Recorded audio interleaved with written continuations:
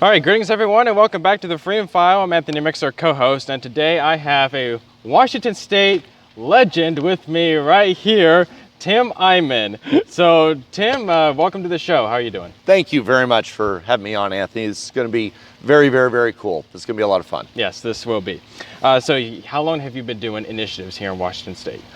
22 years. The first one I got involved with was in 1995, so do the math. 5 plus 21, 26 years. Yes, 26 years. All right. And so, Tim, I do want to ask you, how did you feel about this whole legislative session being in the online world? Man, the virtual legislative session. It really deterred the natural power of the voter. Where I've come down here many times and legislative hearings, especially like for gun rights. Right. And the Second Amendment people were able to show up with hundreds upon hundreds of people and would have a huge impact on the legislative hearing, on the dynamic of it. And you weren't able to generate that same kind of enthusiasm because it was all virtual. Everyone's separate, and you could tell that the Second Amendment people really got, just as an example, short shrift during the session where they snuck through a lot of sneaky stuff, you know, that wouldn't have gotten away with if it hadn't been a virtual hearing with fences and blocked off participation. Yes, yes. So you did participate in some committee hearings virtually, and of course some of the Democratic chairs, they shut you down. And so don't you think that this looks like a dangerous move in silencing the opposition to their agenda? It really is interesting that if they just allowed me to talk, it would not be that interesting. I mean, I'm not saying massively provocative things. I'm just saying the emperor has no clothes. You know, I question this Second Amendment bill because you're trying to limit, just as an example, just not all taxes, but you know, we were talking about the Second Amendment earlier. I testified on the bill that said we want to limit the number of limit the size of magazines that can be used. And I said, well, the Second Amendment says shall make no law infringing on this right. And I said, it's just like the First Amendment. Could you imagine if there was a bill that said you can speak, but your sentences must be only 14 words long? Yeah. Everyone would think that's absurd. Exactly. So I was trying to use that metaphor for the Second Amendment to say, well, you can't limit the number of sentences people can use, the number of words people can use. How can you limit the number of times a person should be able to personally protect themselves using a constitutional right like the Second Amendment? They did not like hearing things that they disagreed with. And I'm like, Jiminy Christmas, we're virtual. Yeah. There's no danger. These are words, and you're gaveling me down for these things. It was it really exposed the fascist side of them, that if they don't like what's being said, shut it down. Exactly. And so this year, the Democrats did bring in and shove through this illegal income tax under the guise of an excise tax on the wealthy. So where do you see this headed right now as it's being challenged in the courts? Well, it's really interesting. The thing that's good is it's kind of being attacked on all fronts. That's important. You know, you never put all your eggs into one basket. So there's litigation going on. So former Attorney General Rob McKenna recently announced that he has a coalition of people that are suing it in court. And I believe it's in Douglas County Superior Court. Then there's the Freedom Foundation. Tom McCabe, I will love him forever. Tom McCabe Freedom Foundation doing their own lawsuit. very good. I filed a referendum on it, and as everyone predicted, the government rejected it because the Democrats had created something that had never been seen before. A necessity clause had been added to the measure. There's a thing called an emergency clause you can add to a bill. That's commonly known and been done for years to make bills referendum proof, to immunize themselves. These guys fabricated something brand new called a necessity clause. And it was a brand new fabrication, and there weren't enough people that were really able to put enough attention on that. The media was distracted by a lot of things, and so they made it referendum proof. But they can't make a bill initiative proof. And so I've been, since literally last December, pursuing various versions of initiatives in order to be able to overturn it and let the voters make the decision. I would argue, and I'm trying to make the public argument, that the referendum was doomed to fail anyway. So the necessity clause, making it immune to referendum, probably did us a favor because it kept us from being distracted by that option, because it is a fool's errand. The Attorney General always monkeys with the description to make it sound so ridiculously favorable, and then the voters have to vote, sign the petition saying they support it, and then reverse themselves and vote no on the measure. So referendums are very confusing. Initiatives, very straightforward. So for example, the initiative that I designed says that this would prohibit the state, the counties, the cities from imposing or collecting any tax that's based on income, and then it goes on to say, and would repeal this tax that was based on income that was passed during the legislative session. It allows the voters to be able to vote yes on prohibiting this.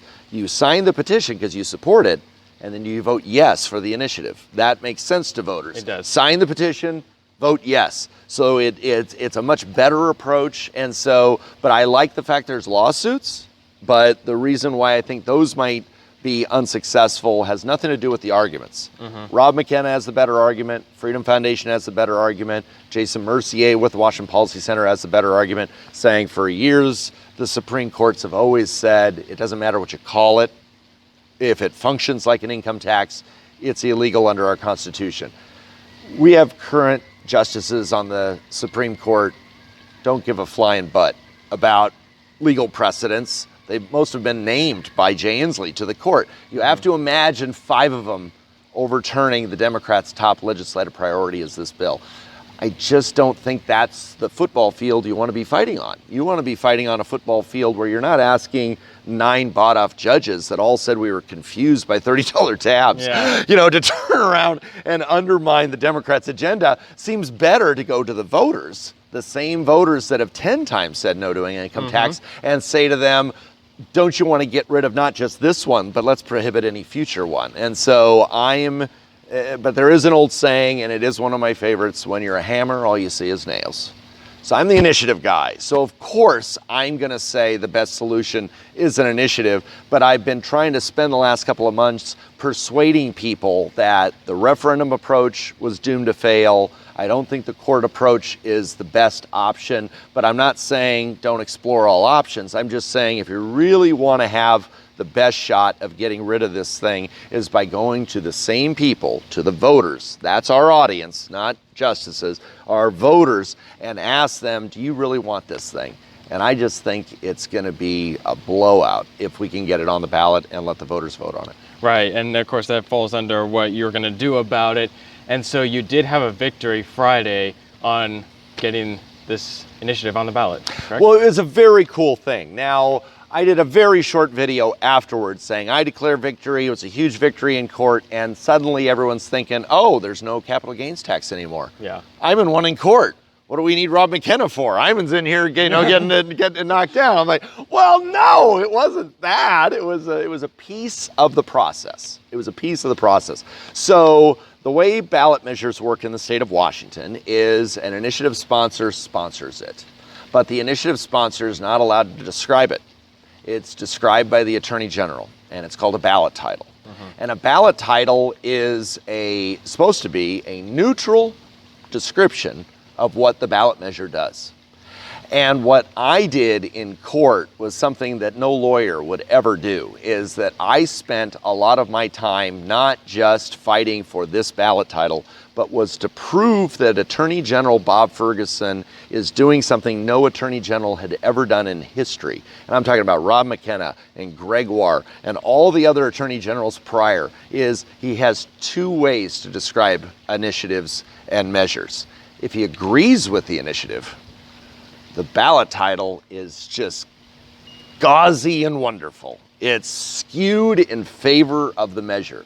If it's an initiative he is against, he has a crew of people in his office whose job is to describe it in a way that's either indecipherable, so you can't understand it, flat out wrong, or skewed with a thumb on the scale to get voters to vote no on it. And what I did was I spent a tremendous amount of my time highlighting over the last 8 years all the ballot titles and how I made I pointed out, look at all these ones, I keep coming back to the Second Amendment, where Initiative 1639 said we're going to put all these restrictions on semi-automatic assault rifles.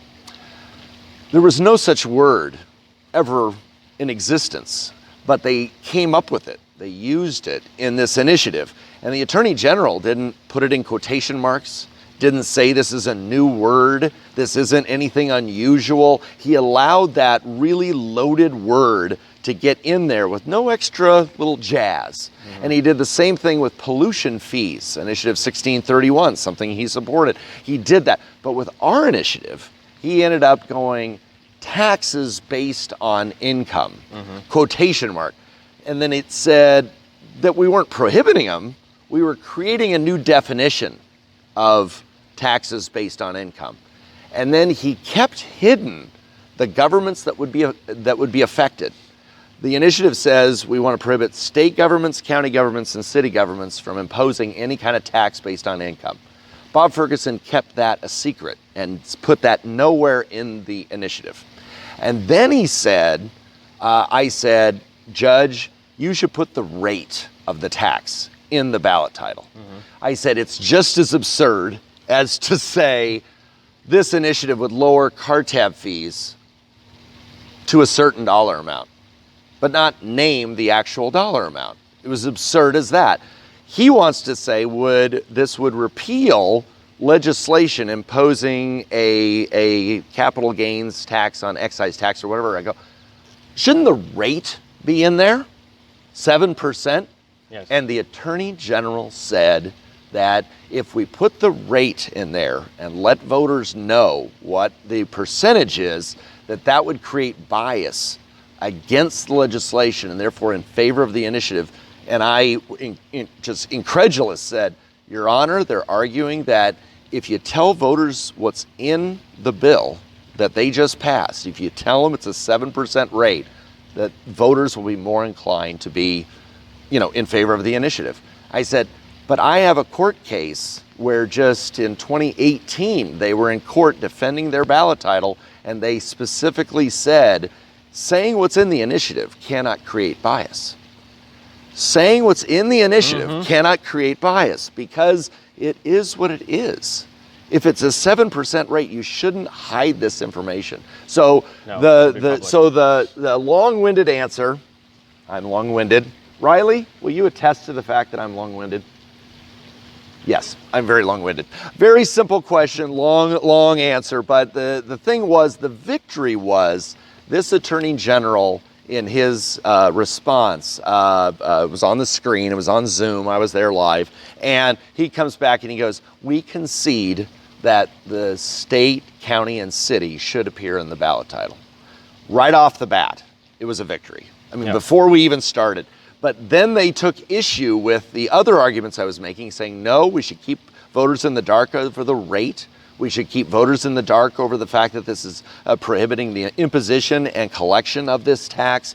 They were doing everything they could to save this piece of legislation, and I was doing everything I could with a brand new judge to say, Your Honor, you are the Supreme Court.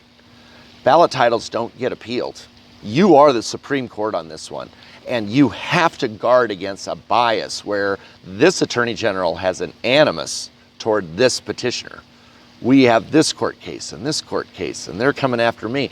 Your job is to make sure that this thing is neutral and doesn't create bias. And don't you think in this case, it's self-evident that they are trying to undermine it by keeping it secret what the rate is, keeping it secret what governments it's affecting? Would they treat a liberal initiative this way? And the thing that felt great to me when I walked out of it was, one, there were 3 people there supporting me, and I was like so gratified by that. But what I felt so good about is for the last 8.5 years, I've been in a pitched battle with Bob Ferguson where he's been coming after me. And it was the first time I was allowed to kind of go on offense against him and put him on the defensive for a while. Right. And that felt great. And the other thing that felt great is that this judge was resonating with her. I could tell it was resonating with her. And she said, I'm not going to decide today. This is my first one. I want to get it right. I will be issuing my decision. But she was sending quite a few signals that, well, instead of the word and, maybe we should use the word including, because you're trying to prohibit all these various taxes, including this one. Isn't the word including better than the word and? And Your Honor, that's a very good point. That would actually improve the ballot title quite a bit. I hadn't thought of that. So here she was, again, 99 times out of 100, a judge will just say, AG, you got it right. This is a judge who is willing to actually look with a critical eye toward this. And I think it's because I showed her the track record over the last 8 years of how this AG, if he's for it, described one way. If he's against it, describes it another. Yes. Okay, so we also saw the low carbon fuel standard passed along with other climate change policies that's going to affect gas prices and utilities. So you also are going to start an initiative on that, aren't you? Did. We filed, me and Sid Mieto and Larry Jensen are all sponsoring these initiatives. One, to try and stop this capital gains income tax, and also the low carbon fuel standard and the cap and tax proposal. I frankly filed a referendum on both of those policies, as well as the initiatives. And so the people that are in favor of the cap and tax and in favor of the low carbon fuel standard are challenging the ballot title. And so we're going to be in court arguing over that ballot title. As skewed a ballot title in favor of the legislation as it is, they are doing this in order to delay the time you have for a referendum. So we're going to fight over that one, but I've also filed initiatives on the same topic, and it's the same kind of theme. Let's not just get rid of this one, but let's make sure that we don't have any carbon standard or any cap and tax unless all 50 states have to participate also. Right. Because the idea is we're slashing our own throats with these policies. Some states have it, some states don't. Why are we putting ourselves at a competitive disadvantage? And I think the average voter is going to look at that as being better, because you're not saying no to the idea of a carbon standard. You're not saying no to cap and tax. You're saying, if we're going to do this thing, let's do it, all of us. If Biden does it, or if the national government does it, at least we're all slashing everybody's throat. Right. And no one will have an incentive, or businesses won't have an incentive to move to a state that doesn't have it, because we're all going to be stuck with it. I am obviously against the policies, but I know some voters are in favor of them. I think there's a lot of voters, though, that are kind of in the middle. I'm in favor of it, but I don't like the idea that we're going to be at a competitive disadvantage compared to a lot of other states, because I think we saw Boeing move to South Carolina, because of policies that only affected us but didn't affect South Carolina. Right. Why is it going to be any different with the carbon standard and the cap and tax? So the thing that I'm excited about and proud of is that they want it to be a fight just about this one bill, and I want the fight to be about the broader rationale behind it. If we're going to have an income tax, shouldn't it have to be a constitutional amendment, for example? Right. Shouldn't they have to follow the rules? They broke the rules when it came to the capital gains tax. I believe they're insane to impose these environmental policies that don't affect every state. And so I think by broadening it, you can do that with initiatives. You can't do that with referendums. Referendums, it's just this bill. Do you want it, yes or no? I think voters want a broader discussion, and initiatives allow you to be able to do that. So, I'm a Johnny One Note. Initiatives are the way to be able to make a difference. Even when they throw roadblocks in our way, even though they're difficult and they're expensive and they're tough, why do you think they fight them so hard? Because they know it's the one group of people that they can't buy off. They can buy off Supreme Court justices, but voters, though, very open-minded. I'm willing to vote for liberal initiatives sometimes. I'm willing to vote for conservative initiatives sometimes. You got a shot. And so for that reason, the carbon policies, I'm frankly approached all the time. And, if we had unlimited funds, I'd love to do 50 initiatives because there's so much crap that happened this legislative session. They all would be good ones, but you've got to prioritize and pick your battles. And I thought of everything they did, biggest Pandora's box is this capital gains income tax, because if they get away with that, they'll eventually hit everybody. And the income and the low carbon fuel standard and the cap and tax are just so destructive because there's just so many other states that will just be happy to accept all of our businesses that are just going to say bye-bye Washington. Yes. All right, we're going to stop right there and take a break. When we come back, we'll continue with more questions with Tim Eyman right after this.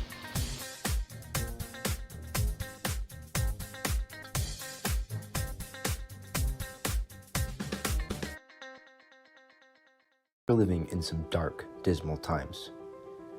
The White House, the Senate, the House, the whole federal government is controlled by the Democratic Party, the party of socialism. I'm Joseph Baliga. And I'm Anthony Mixer, and we are two Generation Z conservatives who are speaking the truth about the issues we face. We don't waver. We don't give in to the narrative. Big tech may try to silence us, but that only makes us stronger and more resilient. The Freedom File brings a whole new perspective to politics because it's young, energetic people speaking their minds. Please follow us on Facebook, Instagram, and Parler at The Freedom File. Again, that is at The Freedom File. And please be sure to subscribe to The Freedom File on YouTube. We're making America great again, one interview at a time. And one post at a time. Join us!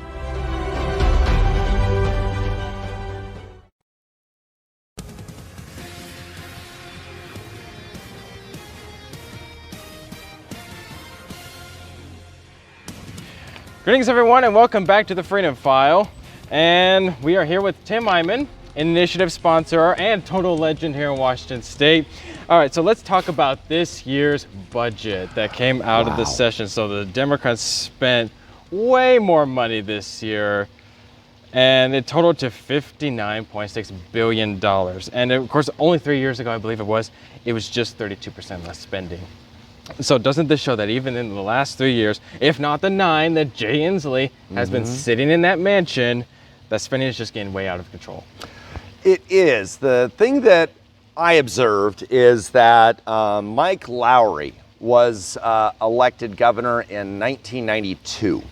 And back then he was considered the most liberal governor ever. And they had a completely crazy legislative session in 1993 where they went so out of control with taxes and spending that everybody freaked out, and they passed an initiative to put strict limits on it, and this crazy liberal governor signed into law a budget of $15 billion.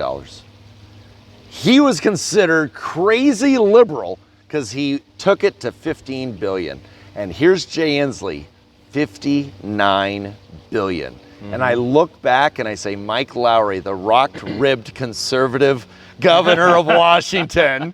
We had Mike Lowry back in the conservative days, and now Jay Inslee has set a standard that we just can't even relate to. You can't even put your mind wrapped around it, and it creates what they call a bow wave, is that once you establish this number, it just grows from there, so the taxes have to grow exponentially in order to keep up with it. And so it's just creating an unsustainable, and that's the word. It is simply unsustainable. You can't have this massive growth like this because there's a limit on how much the taxpayers can afford. And it just keeps going higher and higher. So was a crazy legislative session. I think they got away with it because, again, it was virtual.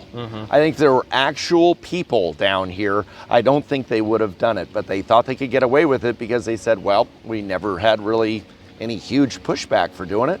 Well, of course you didn't. You had fences around the entire place, you know. So I thought it was a really dangerous session, a really bad session, and so we have to pick our battles. Where can we fight back the most effectively? And obviously, I think with ballot measures is the way to do it. Right. Okay, and I'm just going to say this: that you have saved the taxpayers to date $46 billion, while Olympia here hasn't. And so in a way, you've done more for the people of this state than anyone here in Olympia. It's a really nice thing to say, and a lot of people say that, and I always have to remind them that I didn't do it, that thousands of people helped get the signatures to get it on the ballot. I didn't get 300,000 signatures, or like 500,000 signatures to get 695 on the ballot in 1999. I was one voter who voted for $30 tabs in 1999. And so I always have to remind myself that the initiative process is not an I, me, it's a we, us process.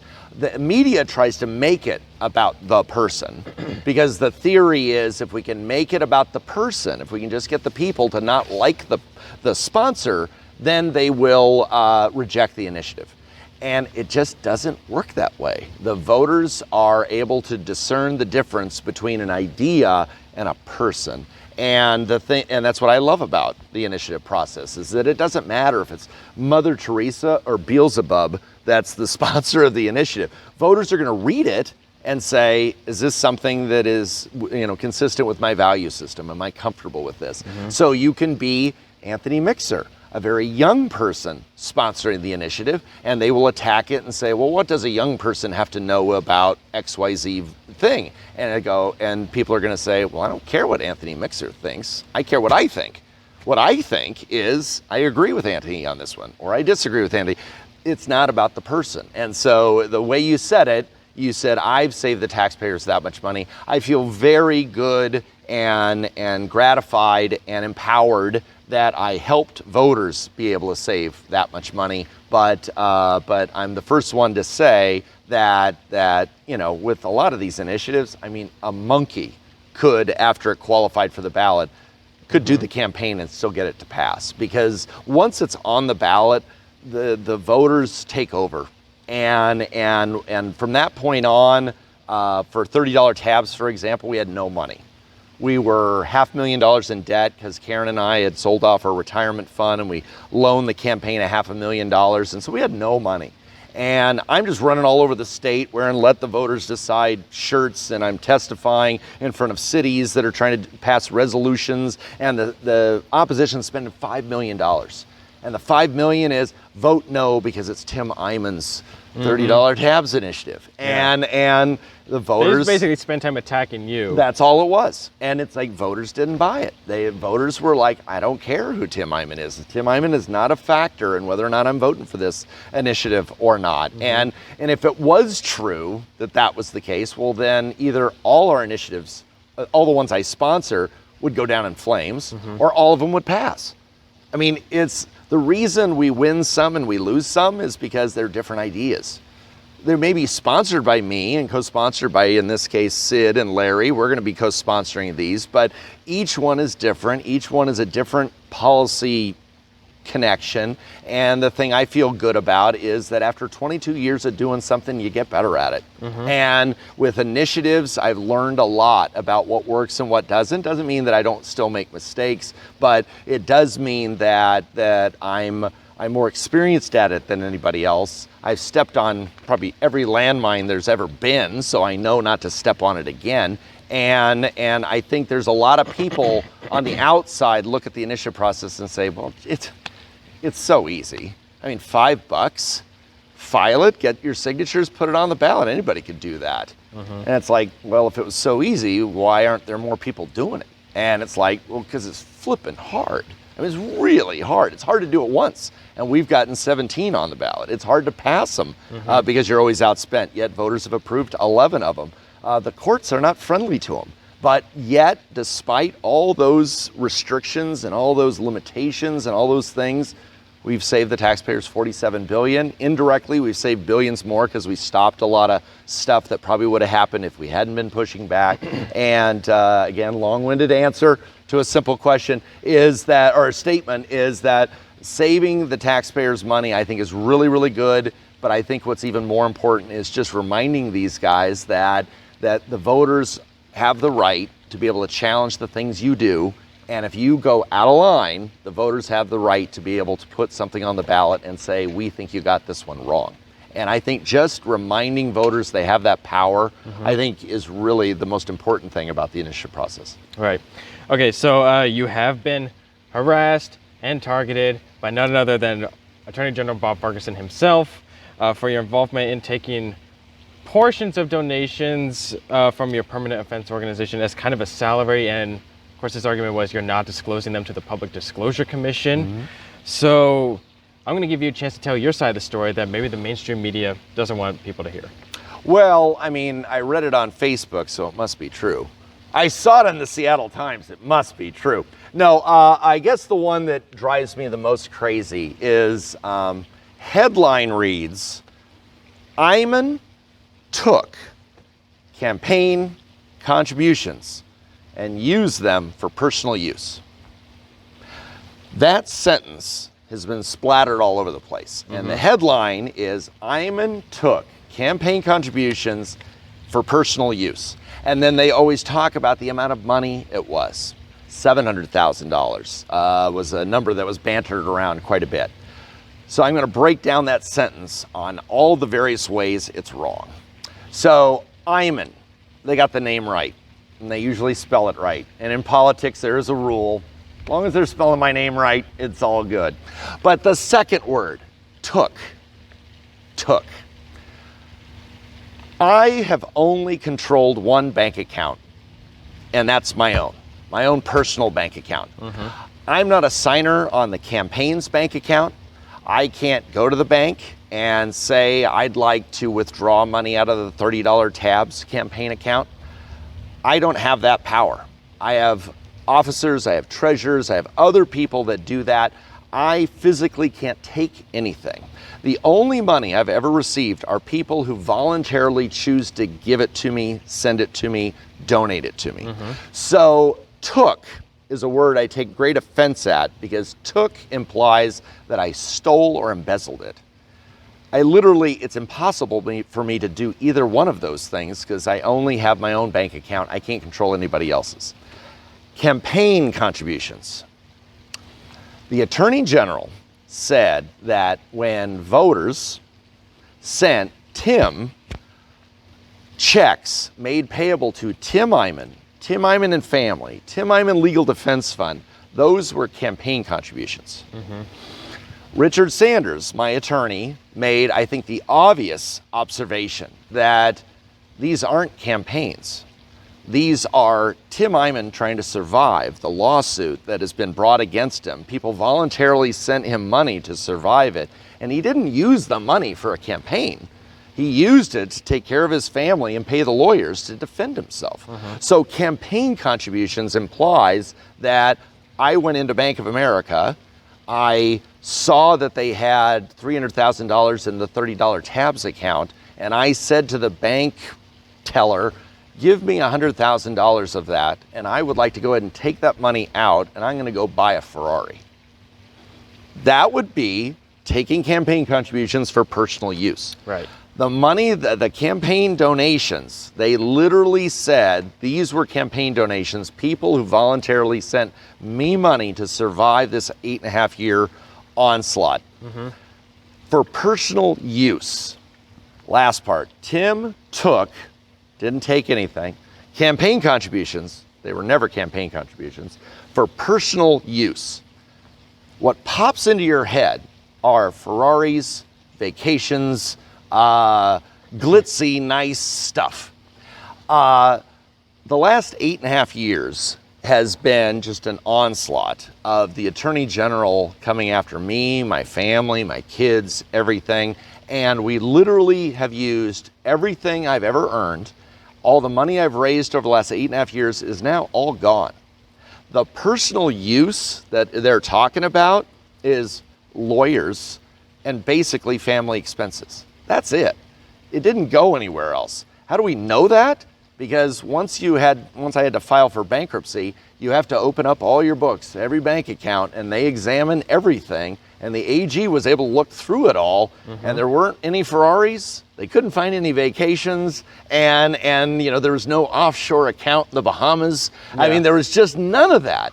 And yet, Richard Sanders, with the totally logical argument, which was, these aren't campaign contributions, therefore they didn't need to be reported. So you can't possibly find Tim Eyman guilty of any of these Fair Campaign Practices Act, because this has nothing to do with campaigns. This is about him surviving this 8.5-year onslaught. But he had a backup argument, which was, but let's say it did have to be reported. Right. The law says it's the treasurer's job to do the reporting. And we had a treasurer, his name was Stan Long. He was a professional CPA, he was a tax attorney, he was a former IRS investigator. He knew I was receiving this money, and he said, these aren't campaign contributions. I'm not gonna put them on a campaign report because they're not campaign contributions. The AG did not just file a lawsuit against Stan Long. They never even interviewed him, never talked to him, never acknowledged he even existed. And so for the first time in state history, the Fair Campaign Practices Act has been reinterpreted to be where if a person receives money with checks paid payable to him, it's a campaign contribution, unheard of. And that instead of the treasurer being the one that's responsible for it, now it's the officer of the committee, the guy who didn't even have signing ability on the campaign account. So Richard Sanders, an exceptionally good attorney, former Supreme Court justice, made all the right arguments. Everything he said made total sense. And the judge just said, AG, what do you want me to sign? And he just signed off on every single thing the AG asked for. It was almost like, I don't even want to look independent. Most of the time judges like to go, you know what? I'm going to split the baby. I want to look independent. I'll give them this, and this, but I'm not going to give them this, and this. So, they want to look like the judge we had on Friday. This judge did not. This judge was in for a penny, in for a pound. I gained nothing from giving an independent thought to look. So where do I sign? And so then the AG came back with this craziness where they go, okay, we've imposed a $2.6 million fine. The AG wants $2.9 million because that's how much they spent going after me. My attorneys checked out the salaries of all the lawyers that the AG's office used and said, well, they earned about $800,000. But you guys are asking for $2.9 million. So you guys want to make $2 million profit off of this over this investigation. And the judge didn't split the difference and say, well, the difference between 800,000 and 2.9 million. He just said, I'm going 2.9, rubber stamp again. Right. So $5.5 million, which I don't have, never had. And the AG knows this because my monthly bankruptcy reports report how much I have. So it's not like it's a secret. So I've got maybe like 25,000 left in the bank. And so when that runs out, then things get really weird. But I guess, I appreciate the chance to defend myself, but frankly, I don't spend a lot of time defending myself because the people who support me know this is crap. Yeah. And the people who are against me believe it all. And you're not persuading anybody. And frankly, usually the person denying it is the person who's guilty of it. And so I choose to focus on areas of where I'm being productive. And so I felt really good about what happened yesterday. And so on Monday, I'm going to put out an announcement that's going to talk about how great that was. And I will, of course, say, go to timdefense.com And please donate to my legal defense fund so I can keep fighting back against this awful thing that I'm going through. So this judge's ruling is now final. Now I have to appeal it, and appealing it is a whole new process. So I've done it for 8.5 years. I got to keep doing it, but probably for the next 3 to 4 years, I got to appeal it. But at the end of the day, I would never be where I am, where I at least got through the trial, if it wasn't for literally thousands of people taking pity on me, or charity, or appreciation for effort, and saying, I'm going to voluntarily send this guy some money to his legal defense fund so he can defend himself, because I think this is just crap. And so I just enormously grateful that there's so many people out there willing to do that. And the AG took these people and twisted them into forcing them to be considered campaign contributors, which none of them were. And during the trial, several of them took the stand and they said, we can tell the difference between a campaign contribution and a personal gift to somebody that we support, that we want to help survive this lawsuit. And when we wrote a check to the $30 Tabs Initiative, I knew I was giving a campaign contribution. When I made my check payable to the Tim Eyman Legal Defense Fund, I knew that that was not going to be used for a campaign. And so the AG said, it doesn't matter what these people think they did. And the judge bought that. It doesn't matter if they thought it was a campaign contribution. If it was a campaign contribution, it was one. So it really got to the point where it was the theater of the absurd, where words didn't matter anymore. They weren't what you would think they are. And so Eyman took campaign contributions for personal use. They got the name right. Everything else is just 1,000% inaccurate. And I guess I'd make one last rambling point, is that when you were sued, about a year before, they give you this thing called mandatory arbitration. You have to work it out. And the AG said, say everything you did was wrong, say you did it all on purpose, and we will impose a $2.6 million fine and all these restrictions on your First Amendment rights, and you admit you did it all on purpose, and this whole thing stops. And I said, well, that sounds like blackmail to me, you know? So I said, no. So what did that one thing allow me is that there was no way I could say I did something when I didn't do it.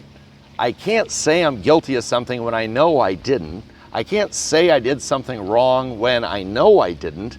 And this whole idea that, and the most, I gotta throw this out, this is moderately interesting, is that of all the things the AG asked for, they said, we want you to say that you, Tim Eyman personally, are a political committee.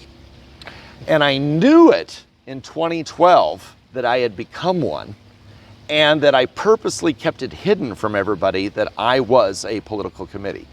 I couldn't, in good conscience, admit that I knew in 2012 I had become one, because as Richard Sanders says, never in our state's history has a person ever been one.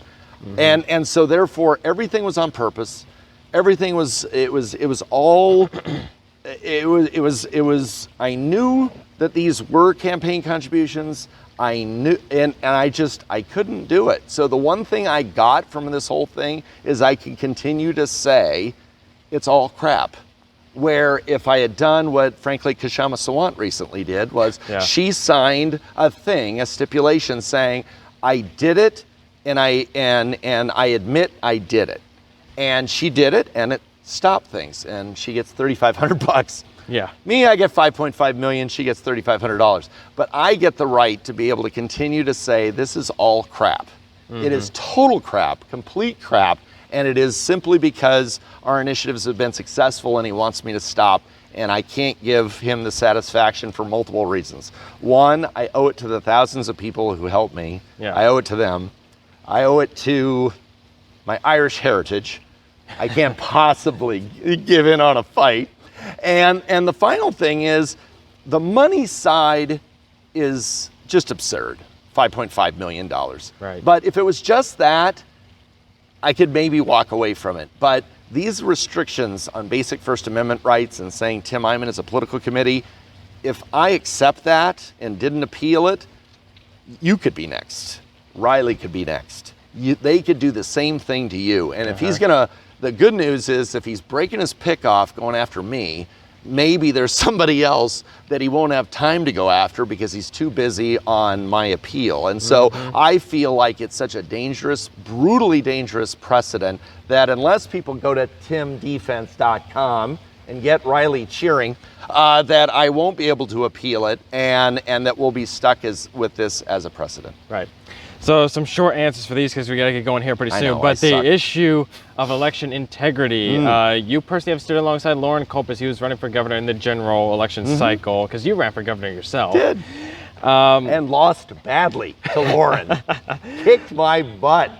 But he's a really good guy running for Congress now, and I strongly support his effort against Dan Newhouse, because Dan Newhouse is one of those 10 Republicans who ended up saying, you know what, I'm going to impeach Trump. That is nuts. Yeah, oh, and I got a cheer. 25. Hey, there we go. $25. And so is Jamie Herrera Butler. We're challenging her out of office too, but he felt that the election was stolen from him here. So, and like what we saw nationally with the election of Joe Biden against Donald Trump feels that it was stolen. I feel that it was stolen. I'm sure many people feel it was stolen. So, what are your thoughts on this?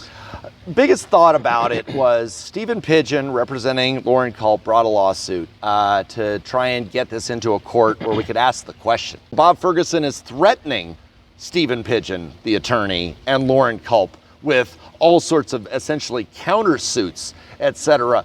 The terror they had of trying to avoid the court system kind of indicates to me that they think that there's some stuff in there that's not great. So I have no idea. Nobody really knows. So therefore, I would like to have had a court actually examine it. And when Stephen Pidgeon introduced a subpoena that said, please maintain all the records, don't destroy them, they freaked out. They literally freaked out. I mean, all of them did. And so that tells me that even they know that it couldn't withstand any kind of scrutiny. Right. All right, so one more question. I mentioned that you ran for governor. How did you like the experience, and would you do it again? Or even for any office? Yeah. I loved every second of it. I mean, I have some of the fondest memories of my life, I always will, from the run. I remember you and I and Riley getting a photo together where we're drenched because my launch day got hit with a rainstorm that was like mind-blowing. But then after it was over with, the clouds parted and I got a picture with Riley with was it two or three? Two crossing rainbows behind us that were iconic. Iconic. People thought we photoshopped it. And it was like, this actually happened. I had the experience of Riley being my assistant and having my campaign pay her for her work. And Riley, how much were we paying you? $15 an hour. Why $15 an hour, Riley? I don't know. I know why. Because it would be what Kshama Sawant would insist the hourly rate be for anybody working in the state of Washington. So why not a 12-year-old getting $15 an hour? We had so much fun. I loved every second of it. I found so many people that were enthusiastic about my run. They liked the initiatives I did. But at the end of the day, the voters made their decision. They chose the other guy. And I've lived for 22 years with the idea, let the voters decide. They decided it wasn't me. I didn't go butt hurt and go, well, that's not fair, and the whole thing's rigged and, I'm going away. I went on the campaign trail with Riley and we were like Lauren Culp's opening act. And we got some of the most amazing experiences together doing that. The final question, would you do it again? I said for 22 years I would never run for political office ever, ever, ever. And then I contradicted myself by running for governor. So therefore, I can't say I would never do it again, but I would simply say I really do believe that the reason I was put on this earth is political activism. I love everything about it. It comes out of my pores. And I just need to decide where I think I can make the biggest difference doing it. And I thought the run for governor was a piece of this of this tapestry that we've kind of put together over the last 22 years. It seemed to fit that into that thing. And now moving forward, I see these ballot measures being the way to do it. So what's the next part of the tapestry? I don't know. It's a day-by-day thing, but I mean, every day is just a gift. And even with all this Ferguson stuff, I know that every day I'm being politically active is one bad day for Bob Ferguson, because he didn't succeed in stopping me that day from doing something. So it is a really gratifying thing that his stated purpose of the lawsuit was a lifetime ban on all future political activity for Tim Eyman. And it's like able to wake up every day and say, what can I do today that can make a difference? And yesterday, so gratifying, being in a courtroom fighting against the Attorney General. I mean, there's a saying, you know, it's like when your enemy, Sun Tzu, The Art of War, when your enemy is stronger than you, you never actually, you know, take them on frontally. You're only supposed to annoy them and everything. This was a frontal attack yesterday, and I just felt so good about it that it was a victory, willing to do that. And so, you know, I'm going to keep swatting the nose of the bear even as he's clawing my back. I can't let go of the fight, because it's what I think I was born to do. All right. Well, thank you for coming on, Tim. Awesome. And to our audience, you have a great day, and we'll see you later.